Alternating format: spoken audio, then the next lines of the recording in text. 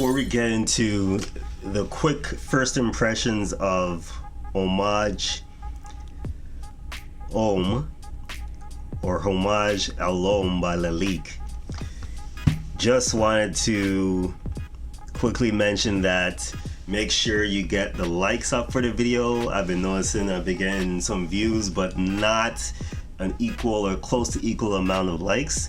So if you want to see this channel get bigger or grow or get more publicity in order to keep it going and put out more videos for you guys, make sure you get those likes up and try to share the video as well. Okay, so shameless plug aside, let me just get into the scent right here. This I got for I would not pay more than like 30, 35, 40 bucks for this fragrance. You can get obviously at all the typical online discounters like fragrancebuy.ca, fragrancex.com, fragrancenet.com. This to me is not one of the more talked about scents from Lalique. Obviously the more popular Lalique fragrances are the whole Encre Noire line, being Encre Noire, the original, Encre Noire Sport, Encre La Extreme, but this one, along with some of the others from their line, doesn't get talked about that much. But anyways, let me just get out the bottle for you so you can start to see this right here. Boom. Now let me just say something quick about Lalique. I mean, just look at this. It is a bit, the cap right here is a bit of a fingerprint magnet, but just look at the glass design. Look at that. I don't know if you can see that, but it's actually like the glass actually concaves in on both sides, and it has like these ridges here. Very nice glass quality art here. I mean, Lalique, it makes, I think they make, if I'm not mistaken, glass and jewelry, and you can see that in terms of the glass that they put this fragrance in. It's actually a piece of art. It's heavy. It's the design of it is good quality. It's amazing. You can see that the detail and the work that was put into the design of this bottle. But it's really nice, the glass bottle that this fragrance is housed in. And then let me quickly show you the sprayer real quick. It's an okay sprayer. I've had a few wear-ins with it, enough to be able to give a good first impressions of what this fragrance is about.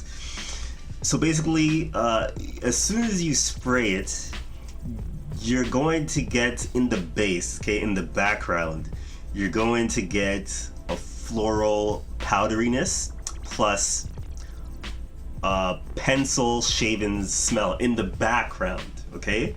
But on top of this background or base or bed of scent, the predominant players, the predominant smell that you're gonna get up front is a saffron, okay, saffron accord along with the violet leaf. And I'll tell you right now, it is a combination that you probably, like, I personally have not come across that combination that much. So it is a smell that can be, it's not a common smell. So when you first smell this, it might be a little bit off-putting.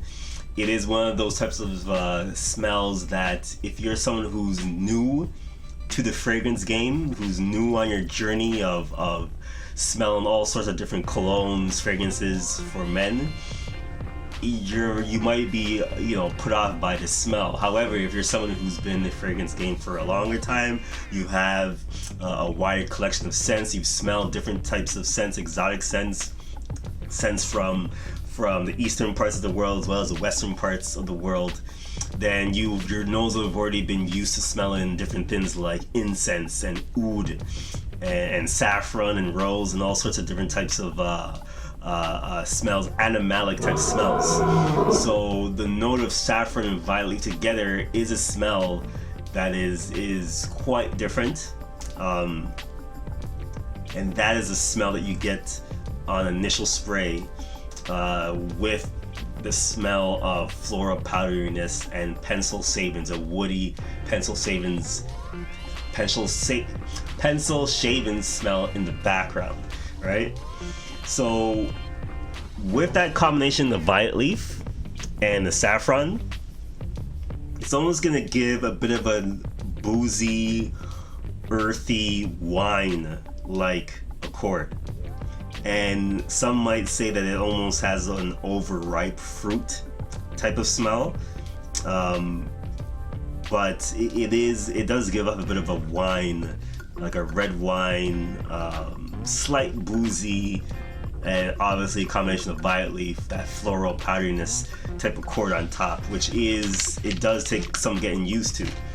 But it's important to note that this is a reserved scent. It doesn't project much. It's a scent, it's a very gentlemanly scent that you can wear to the office. And because it kind of stays closer to the skin, I would say that this is definitely still a scent to wear all year round. And it's definitely interesting enough to have as a signature scent, right? That you can wear in many different occasions, that you can wear all in all seasons of the year. It is a smooth blend, so it's not gonna, your nose isn't gonna be burned by this scent. It's not gonna be scratchy to your nose. Right from the time you spray it, it's a very smooth, nice blend. You'll experience a true effect of the scent when you spray it a minimum of 5 times on yourself and you wait for it to dry down on your skin. That's where I think the tonka bean from the notes from this fragrance really starts to shine. So it starts to get a little sweeter, right? And the oud, which isn't a very predominant oud smell. I don't know if you can even say if it's a clear oud smell compared to like fragrances that clearly have oud in it. Like some of those Middle Eastern fragrances that you smelled before, or even an oud scent like M7 Oud Absolute. I don't know if it's that noticeable of an oud scent, but definitely it tries to take more of a pencil-shavings, woody type, oud aspect to it, and along with the tonka bean and then a little bit of that floral powderiness, that dry down I think becomes much better than the initial, top notes of this fragrance. It is not a blind buy worthy scent because again, that combination of violet leaf and saffron is not something that you would have to see for yourself if you had a nose that would deem that combination to be alluring enough to you, to be interested enough to you, to be something that even just smells good to you. It lasts 5 to 7 hours on my skin. It doesn't project much at all. Maybe for a half hour it might be something that's noticeable, but it's a scent that I think is meant for close encounters, or for people who don't want to announce themselves too much wherever they are. They don't want to announce themselves. It's type of a scent where, after it dries down, it's very much a second skin type of scent.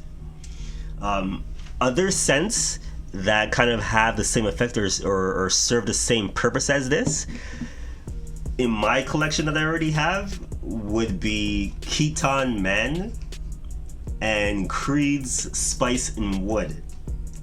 And Keton Man is very, in terms of how it's similar to this, it has violet leaf or violet in its fragrance notes as well. And Creed Spice and Wood, just like this fragrance, it gets better as it dries down on your skin. And in terms of those other two scents I mentioned, the reason why it serves the same purpose as this is because those are scents that are smooth, they're classy, they don't project much, so they're meant to be more of a scent that's more gentlemanly like, and a scent that you can wear all year round as a signature scent. And the reason why I started their signature is because even though they don't project much and they're kind of soft in their projection, they are still interesting enough in terms of their composition, in terms of their smell. They're still different enough, distinct enough to be used as a signature scent. And definitely because of the violet and saffron combination up top, this is distinct enough to be used as a signature scent.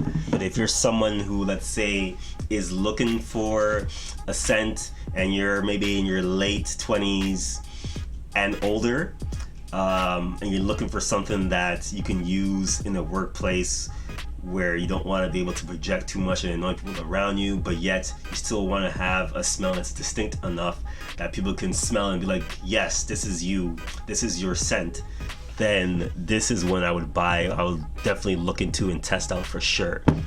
Like, comment, subscribe, holla back.